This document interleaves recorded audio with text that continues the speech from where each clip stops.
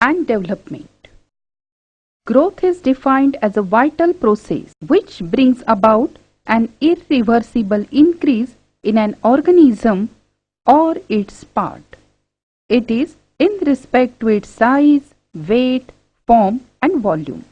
The growth in living organisms is intrinsic, that means it occurs by the addition of cellular material from inside, while in non-living things growth is extrinsic, that means it occurs by the addition of similar materials from outside. For example, mountain. In this chapter we are going to study the different aspects of plant growth. First, seed dormancy. Inability of viable seeds to germinate even under suitable conditions is seed dormancy.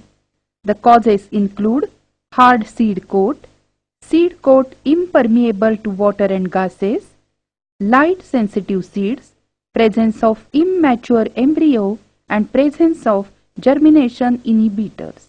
The dormancy of seed can be broken by several methods such as scarification, that means softening of seed coats using sandpaper or knives or chemicals like alcohol or acid. Then stratification, that means layering seeds in specific medium, exposing them to warm stratification followed by cold stratification. Then removal of germination inhibitors, it is done by washing the seeds thoroughly, and hormonal treatment. For this, gibberellins or auxins can be used. The first step in plant growth is seed germination. It is a process in which dormant embryo of seed resumes metabolic activities and grows to produce a seedling. The types of germination: 1. Epigeal germination. In this, cotyledons are raised above the soil due to the elongation of hypocotyl. It is seen in dicot plants. Then hypogeal germination. Here the cotyledons remain below the soil. It is seen in monocots like rice and dicots like mango. Then viviparous germination. It is a special type in which seed germinates within the fruit while it is still attached to the parent plant. Example, Rhizophora. It grows in oxygen deficient salty and marshy soil. Now, characteristics of growth. It is a permanent increase in size, weight, shape, volume and dry weight. It is irreversible. It is an intrinsic process. It occurs by cell division and cell elongation followed by cell maturation. It leads to the formation of different types of tissues. In plants, growth is mostly localized. That means it is restricted to some regions of plants possessing meristematic tissues. Now the phases of growth. First, formative phase, phase of cell division. The meristematic cells undergo mitosis to produce new cells. Owing to the formation of new cells, due to this, there occurs a slight increase in the size of the organ. 2. Elongation phase, phase of cell enlargement. The new cells formed undergo enlargement. As a result, the size and volume gets increase. The enlargement is mostly linear and therefore the elongation of the root and stem takes place. 3. Maturation phase. The elongated cells undergo maturation and differentiation to form various types of plant tissues like parenchyma, sclerenchyma, xylem and phloem. The time interval from the formative phase to maturation phase is the grand period of growth. Now the factors needed for the growth are water, nutrients, oxygen, temperature. When the rate of growth is plotted against the time, a S-shaped curve is obtained which is called the growth curve or sigmoid growth curve. Now there are three phases of growth curve. 1. Lag phase or initial growth phase. The rate of growth is slow and it corresponds to formative phase of growth where new cells are formed due to cell division. Then log phase or exponential phase. The growth is rapid and maximum. It corresponds to the phase of cell elongation. Then stationary phase or steady phase. The growth slows down and becomes steady. The cells undergo differentiation. Now, plant growth regulators, that is, plant growth hormones or phytohormones. These are the organic compounds produced by the plants which promote, inhibit, or control the growth or influence other physiological functions. The characteristics of plant growth regulators. These are essential organic compounds other than nutrients. These are required in very small quantity. They are generally synthesized at the apices of root, stem and leaves. The synthesis of growth regulators occurs under genetic control, but the environmental factors play a significant role in the synthesis. A single hormone may control or regulate different aspects of growth.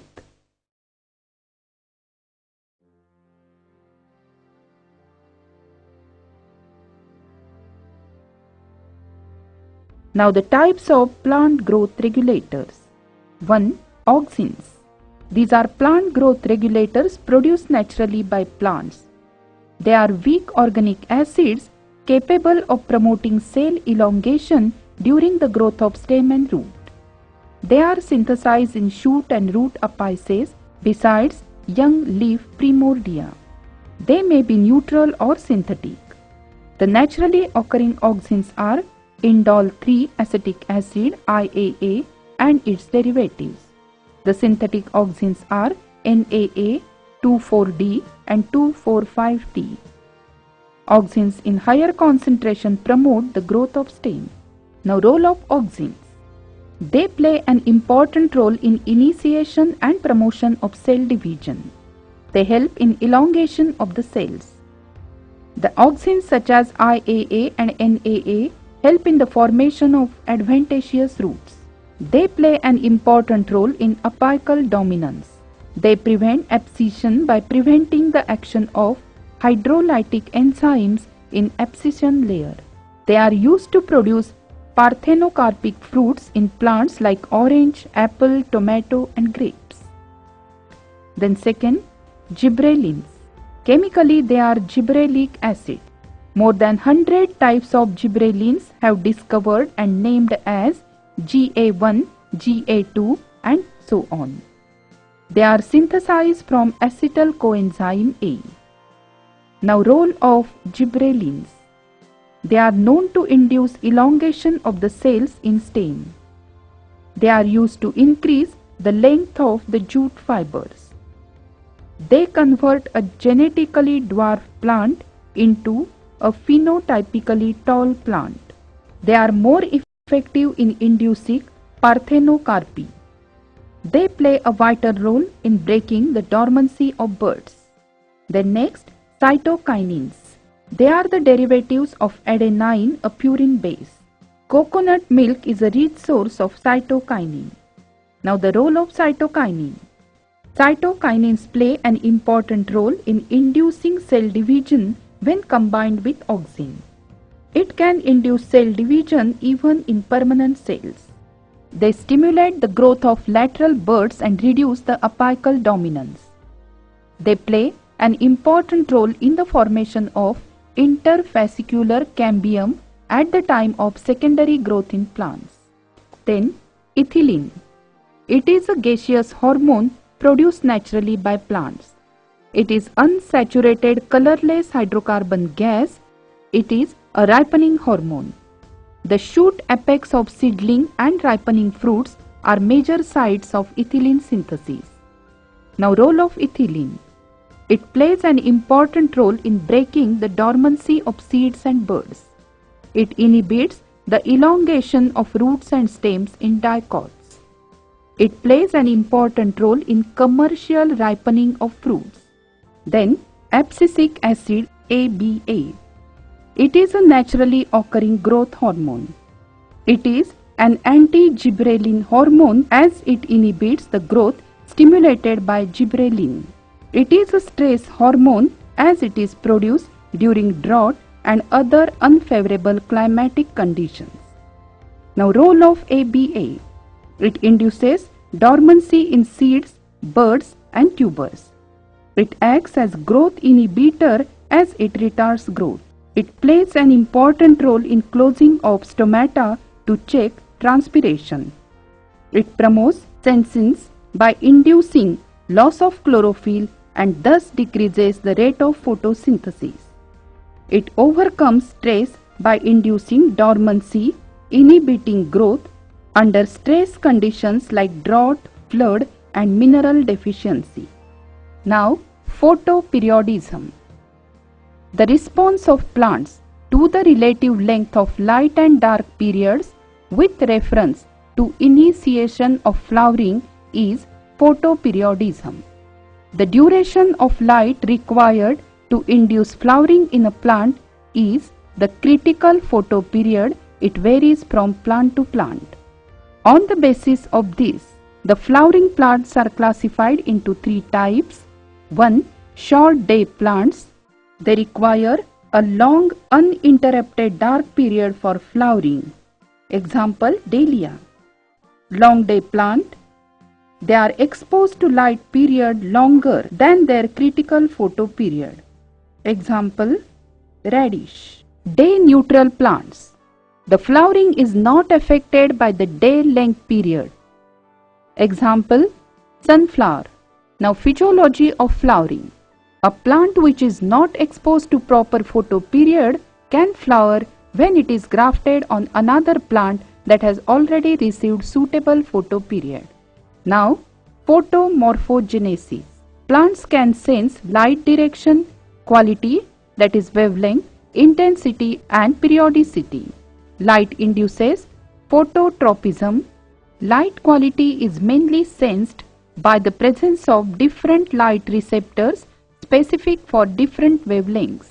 So, the control which is exerted by light over the growth, development and differentiation of a plant independent of photosynthesis is called photomorphogenesis.